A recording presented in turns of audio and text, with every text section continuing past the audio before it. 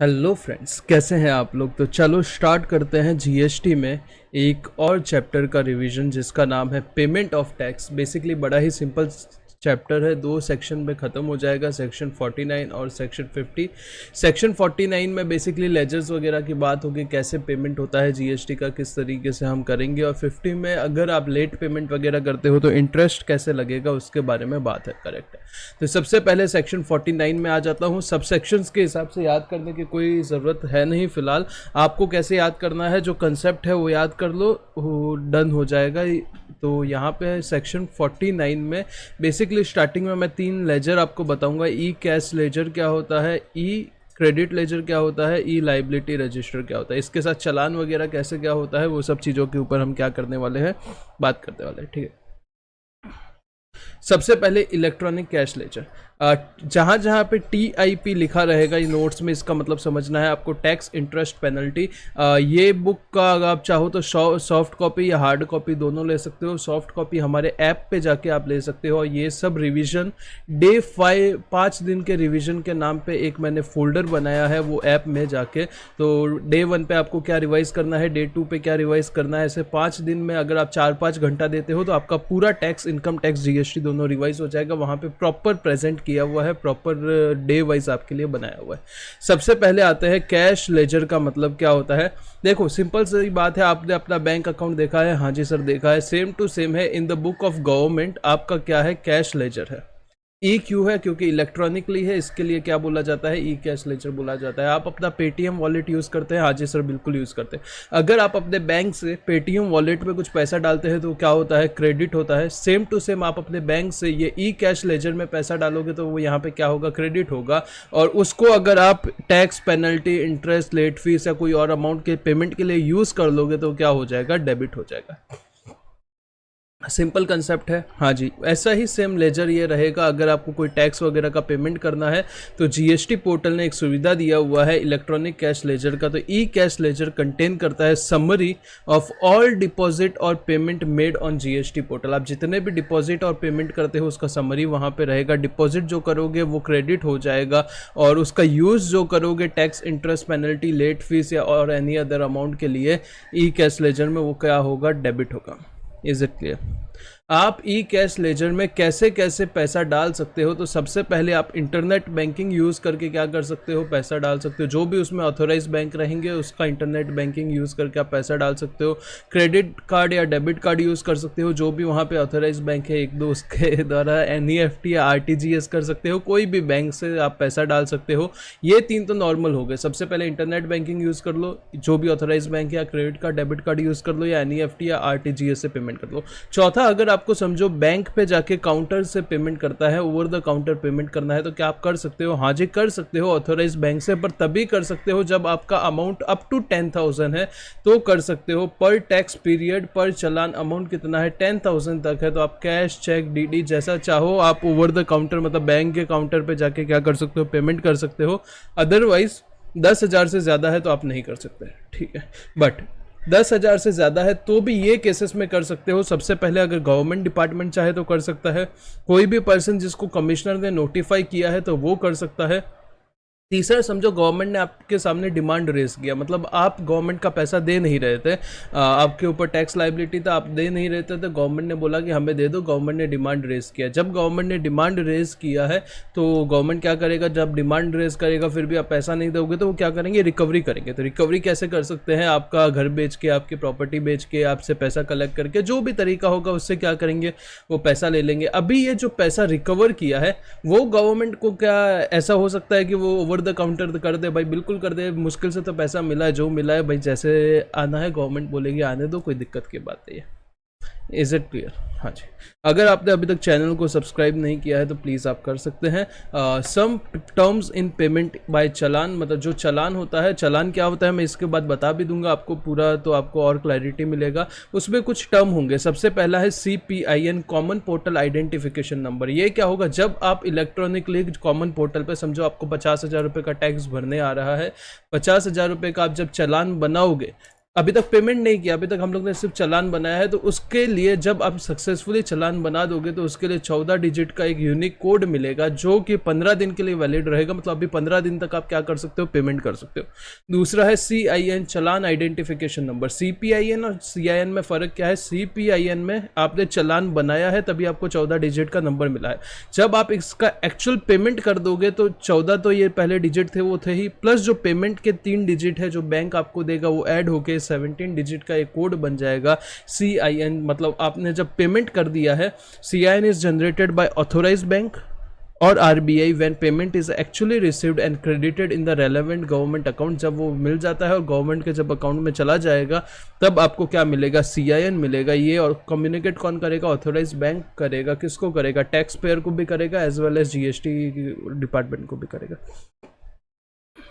BRN क्या होता है? BRN sir bank reference number होता है। ये क्या, जब आप पेमेंट करते हो अगेंस्ट चालान तो एक नंबर जनरेट होता है। और EFPB क्या होता है? Electronic focal point branch. Basically क्या है, GST में बहुत सारी जगह से आपको पैसा आएगा GST डिपार्टमेंट को। तो डिपार्टमेंट ने क्या करा है, गवर्नमेंट ने, कि हर एक बैंक को अपने एक ब्रांच को इलेक्ट्रॉनिक फोकल पॉइंट ब्रांच बना देना है। तो GST का जितना भी पैसा आएगा वो बैंक को, वो उसी ब्रांच से क्या होगा, जो भी ट्रांजेक्शन होगा वैसे होगा। करेक्ट है। तो ये branch authorised bank, these are the branches of authorized bank which is authorized to collect payment of GST। सिर्फ ये लोग ही कलेक्ट कर सकते हैं।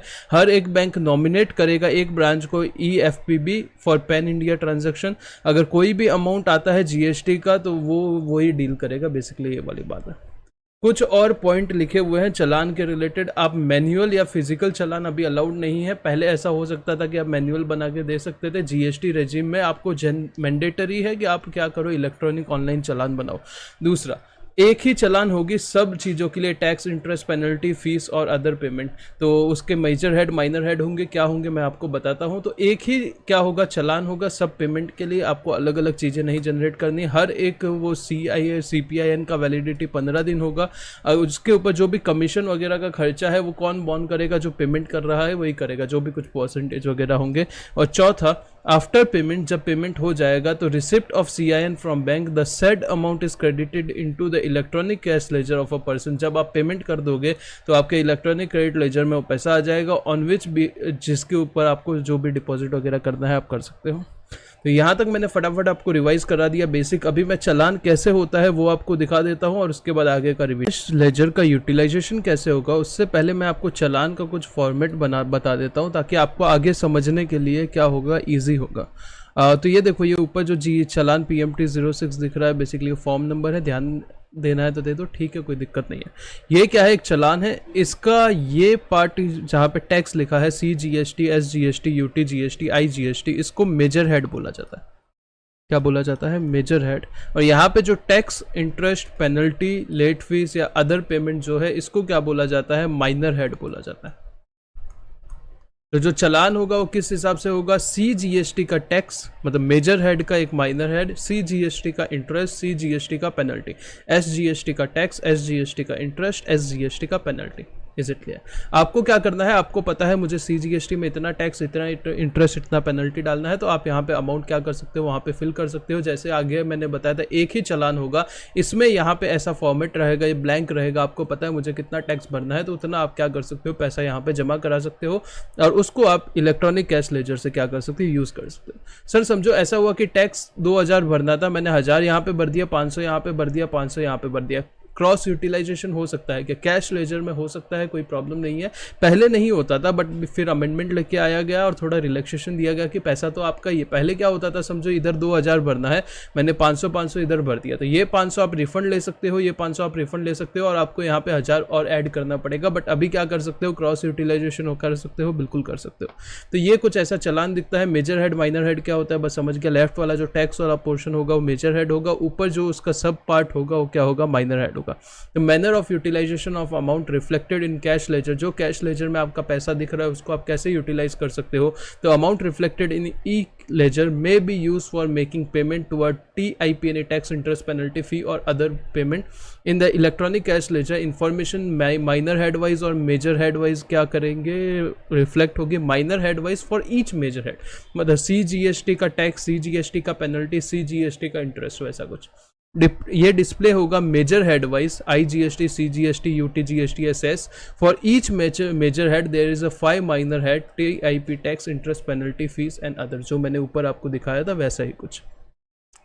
फिर बात करते हैं सेक्शन 4910 और 4911 क्या बात करता है, फैसिलिटी देता है to transfer amount from one major head to another major और minor head in the e ledger. जो मैंने आपको बताया, आप ट्रांसफर कर सकते हो अगर कम अमाउंट पड़ा तो कैश लेजर में एक से दूसरी जगह पे। फॉर इंस्टेंस, अगर registered person has made depository tax erroneously, अगर रजिस्टर्ड पर्सन ने कोई टैक्स गलत तरीके से डाल दिया है by way of human error under head instead of a specific head, मतलब डालना था टैक्स में, ये डाल दिया इंटरेस्ट में, डालना था CGST में, डाल दिया SGST में, the same can be transfer to intended head wise by form GST PMT 09। ये फॉर्म भर के आप ट्रांसफर कर सकते हो। ये फॉर्म यूज़ हो सकता है कैसे, एक माइनर हेड को दूसरे माइनर हेड से यूज़ करने के लिए, या एक माइनर हेड को दूसरे मेजर हेड के माइनर हेड में यूज़ करने के लिए। क्या ये कंफ्यूज मत हो, बड़ा ही सिंपल है। आपने टैक्स में डाल दिया, इंटरेस्ट में डालना चाहिए था, आप कर सकते हो। आपने CGST के टैक्स में डाल दिया, आपको SGST के टैक्स में डालना था, आप कर सकते हो, हाँ जी कर सकते हो। For any of the amount already lying unutilise, अगर कोई और अमाउंट अनयूटिलाइज पड़ा है अंडर दूसरे कोई माइनर हेड में तो आप यूज कर सकते हो। एग्जांपल दिया है, बिफोर अमेंडमेंट, पहले अमेंडमेंट से पहले क्या था, registered person has to claim a refund of such erroneous deposit. पहले रिफंड लेना पड़ता था बट अभी और फ्रेश डिपॉजिट करना पड़ता था, बट ऐसा कुछ नहीं, अभी आप क्या कर सकते हो, यूज कर सकते हो। ये जो है यहाँ पे हेडिंग डाल देना ई क्रेडिट लेजर। तो कैश लेजर हम लोग ने देख लिया, अभी हम क्या करते हैं, क्रेडिट लेजर के बारे में भी क्या करते हैं, फटाफट रिवाइज कर लेते हैं। फिर नीचे यहाँ पे देखोगे तो ई लाइबिलिटी रजिस्टर है, लेजर है, बाय द वे रजिस्टर मेरे मुंह से निकल के लेजर है, और लास्ट में फिर आपका इंटरेस्ट वाला पार्ट है। तो यहाँ पे अपना क्या हो जाएगा, ये डन हो जाएगा। Is it clear? इतना ही चैप्टर है, थियोरिटिकल चैप्टर है। इसके ऊपर क्रेडिट यूटिलाइजेशन वगैरह के रिलेटेड पूछते हैं, या फिर जो ऊपर डेफिनेशन वाला पार्ट था ना, ई फोकल ब्रांच क्या होता है, या CPIN, CIN, ये भी कभी कभी थियोरिटिकल पार्ट में पूछा जा सकता है। तो फटाफट मैं ई क्रेडिट लेजर पे आ जाता हूँ। इलेक्ट्रॉनिक क्रेडिट लेजर जो है, इसका क्या, देखो ये ITC वाले रिवीजन में भी मैंने बता दिया था कैसे यूटिलाइजेशन होता है। बड़ा ही सिंपल यूटिलाइजेशन है। सबसे पहले आपको क्या पकड़ना है, IGST को पकड़ना है। सबसे पहले IGST को लेना है, और कोई भी कितना भी पैसा पड़ा है सबसे पहले IGST का क्रेडिट ही लेना है। उसको सबसे पहले यूज़ करना है IGST के सामने। फिर बच जाता है कुछ तो वो आप CGST या SGST दोनों में कर सकते हो, जो आपके लिए बेनिफिशियल है। दूसरा, आप CGST या SGST किसको भी ले लो, CGST भी ले सकते हो, SGST भी ले सकते हो। CGST को सबसे पहले CGST के लिए यूज़ करना है, कुछ बच जाए तो IGST के लिए यूज़ करना है। SGST के सामने CGST यूज़ नहीं हो सकता। SGST को सबसे पहले SGST के सामने यूज़ करना है, उसके बाद यूज़ करना है IGST के सामने। SGST कभी भी यूज़ नहीं हो सकता किसके सामने, CGST के सामने। मतलब C और S कभी भी क्रॉस यूटिलाइज नहीं हो सकता। और जब मैं SGST की बात करता हूँ, UTGST इसी के साथ में आ जाएगा, ठीक है। तो सेल्फ असेस ITC जो क्रेडिट लेजर रहेगा उसमें क्या रहेगा, जो आपका सेल्फ असेस ITC रहेगा वो वहाँ पे दिखेगा। मतलब गवर्नमेंट पहले आपको खुद को ही बोलता है तुम ही अपना ITC बता दो, तुम ही अपना टैक्स बता दो। वैसे भी अभी तो GSTR वो 2B वाला कंसेप्ट आया है, तो उसमें क्या रहता है, एकदम क्रॉस रेफरेंस आ जाता है। The credit in this ledger can be use to make payment of only tax and not for other such as a interest, penalty and fees. जो क्रेडिट है लेजर में वो किसके लिए यूज़ होगा, सिर्फ और सिर्फ टैक्स के लिए ही यूज़ होगा। जो आपके पास क्रेडिट पड़ा है वो इंटरेस्ट, पेनल्टी वगैरह के लिए आप यूज़ नहीं कर सकते। उसका लॉजिक क्या है, समझो आप मेरे से क्लास खरीदते हो, उसके ऊपर आप GST पे करते हो, तो जो आपने GST पे किया है वो किसके लिए किया है, सिर्फ टैक्स कंपोनेंट के लिए पे किया है, तो उसको गवर्नमेंट बोलती है आप सिर्फ टैक्स के लिए ही यूज़ कर सकते हो। क्रेडिट ऑफ IGST जो है वो सबसे पहले यूज़ होगा, वो जो मैंने अभी आपको सीक्वेंस बताया उसी हिसाब से क्या होगा, ये सब यूज़ होगा। और सेकंड और थर्ड पॉइंट के लिए एक नोट लिखा है कि SGST और CGST के लिए क्या नहीं होगा, क्रॉस यूटिलाइजेशन अलाउड नहीं होगा।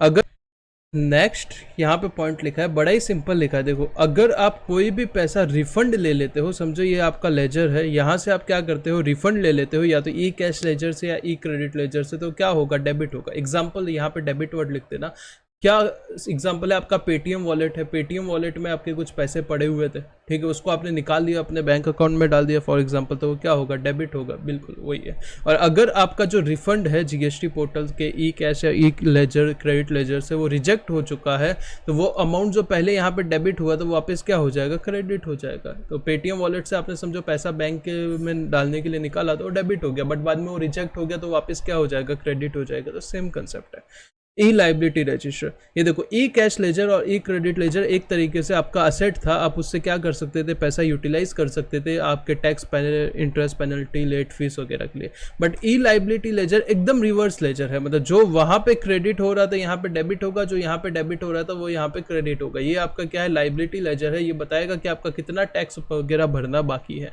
विल रिफ्लेक्ट द, ये ई लाइबिलिटी लेजर क्या करे, लेजर क्या करेगा, ये रिफ्लेक्ट करेगा टोटल टैक्स लाइबिलिटी जो टैक्स पेयर को भरना है फॉर द पर्टिकुलर पीरियड, जो आप पीरियड सिलेक्ट करोगे वो पीरियड में आपको कितना टैक्स लाइबिलिटी भरना है। आपका समझो कैश लेजर में पैसा पड़ा है 50,000 रुपया, क्रेडिट लेजर में पैसा पड़ा है 20,000, टोटल 70,000 रुपीज आपके पास क्या पड़ा है, पैसा पड़ा है। अब इसका यूटिलाइजेशन आप कैसे कर सकते हो उसके बारे में यहाँ पे लिखा है कि आप किस ऑर्डर में यूटिलाइजेशन कर सकते हो। ये 4, 5, 6 को 1, 2, 3 कर देना। तो सबसे पहले आप सेल्फ असेसमेंट टैक्स या other dues previous tax period का, मतलब कोई पुराने पीरियड का टैक्स या कोई ड्यू बचा हुआ है तो वो आप क्या कर सकते हो, 70,000 के अगेंस्ट पे कर सकते हो। उसके बाद करंट पीरियड का कुछ टैक्स या अदर ड्यूज का मतलब इंटरेस्ट लेट फीस पेनल्टी वगैरह वो है तो आप यहाँ पे डिस्चार्ज कर सकते हो। उसके बाद कुछ डिमांड वगैरह के सामने पैसा देना है तो वो कर सकते हो। अभी यहाँ पे क्या लिखा है, जो आप डेबिट करोगे ई कैश लेजर में वो आपका क्रेडिट होगा कहाँ पे, ई लाइबिलिटी रजिस्टर में। जो आप डेबिट करोगे ई क्रेडिट लेजर में वही आपका क्रेडिट होगा क्या, ई लाइबिलिटी रजिस्टर में। बेसिकली जो वहाँ पे डेबिट होगा यहाँ पे क्रेडिट होगा, जो यहाँ पे क्रेडिट होगा वो वहाँ पे डेबिट होगा। तो उसके बारे में कुछ डिटेल देखी है।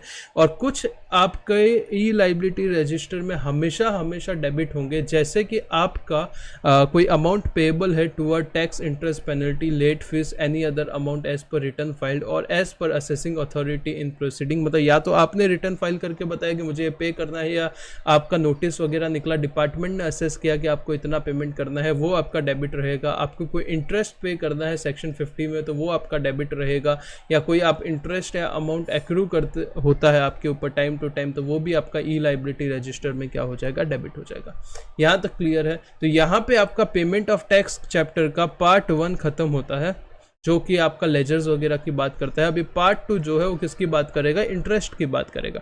आपने टैक्स पेमेंट करने में डिले किया तो वो टैक्स तो भरना ही पड़ेगा, उसके ऊपर आपको क्या करना पड़ेगा, इंटरेस्ट का बड़ा ही सिंपल सा सीन है, समझाता हूँ। देखो जो इंटरेस्ट है, कोई भी तरीके का interest, income tax, GST, math, science, कहीं पे भी निकालना है, 3 चीज़ें पता होनी चाहिए। कौन से अमाउंट पे इंटरेस्ट लगने वाला है, कौन सी रेट पे इंटरेस्ट लगने वाला है, और कौन से पीरियड से इंटरेस्ट लगने वाला है। ठीक है, ये 3 चीज़ें पता है तो आप कोई भी इंटरेस्ट निकाल सकते हो। इन तीनों का मल्टीप्लिकेशन ही इंटरेस्ट का अमाउंट होता है। अमाउंट यहाँ पे क्या होगा, टैक्स का अमाउंट होगा जो जीएसटी का अमाउंट है। रेट क्या होगा, 18% होगा। पीरियड क्या होगा, तो जो आपका रिटर्न ऑफ इनकम नहीं, रिटर्न ऑफ जीएसटी जो रिटर्न है उसका नेक्स्ट डेट, जो रिटर्न का ड्यू डेट है, समझो जीएसटी या 3B का 20 है तो उसका अगला दिन 21 तारीख से लेके आप जब तक एक्चुअल पेमेंट कर देते हो वहां तक आपको क्या लगेगा, 18% के हिसाब से टैक्स लगेगा। Is it clear?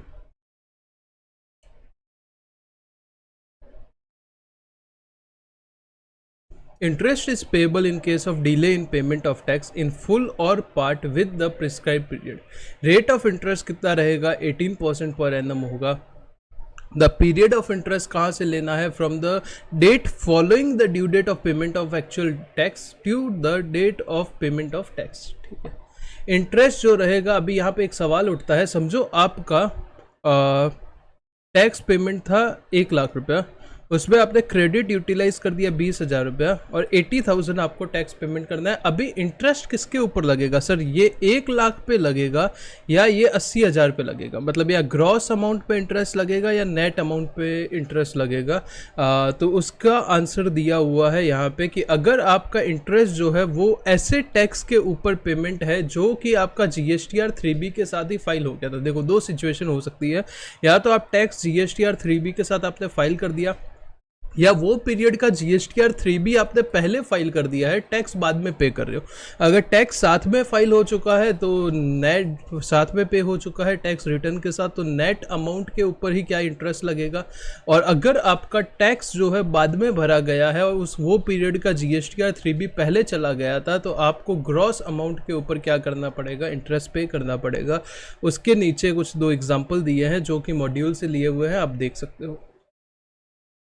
फिर यहाँ पे लिखा है एक अनजस्ट एनरिचमेंट करके, आपका पेमेंट ऑफ टैक्स के मॉड्यूल के पीछे एक क्वेश्चन डाला है। अनजस्ट एनरिचमेंट का मतलब क्या होता है कि ये मैं हूँ सेलर, आप हो बायर, आपने जीएसटी का क्या कर दिया है, टैक्स पे कर दिया है मुझे, करेक्ट है, तो आप क्या हो, फाइनल कंज्यूमर हो, आप फाइनल कंज्यूमर हो, तो इस अमाउंट का रिफंड नहीं ले सकता मैं, उसके बारे में बात है कि every person who has paid the tax shall unless the contrary is proved by him be deemed to be have pass on the full incidence of such tax on receive. मतलब एक ऐसा आदमी जो पूरा बेनिफिट आगे पास कर देता है वही आगे क्रेडिट की बात होती है, तो वो एक अनजस्ट अनरिचमेंट का कंसेप्ट होता है, बेसिकली सी फाइनल लेवल पे डील होता है। बट यहाँ पे एक आपके पीछे आंसर दिया है तो उसके रिलेटेड एक पॉइंट मैंने यहाँ पे डाल दिया है।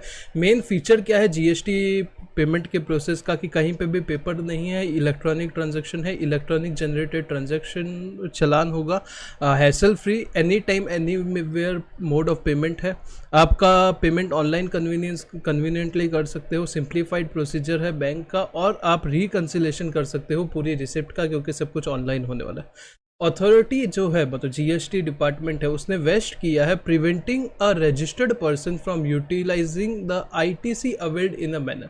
तो रूल 86A है जिसमें कमिश्नर या ऑथोराइज करता है पर्सन। लास्ट पॉइंट है रूल 86A लिखा हुआ है, रूल 86B जो था वो तो हमने आईटीसी चैप्टर में कर लिया था, करेक्ट है।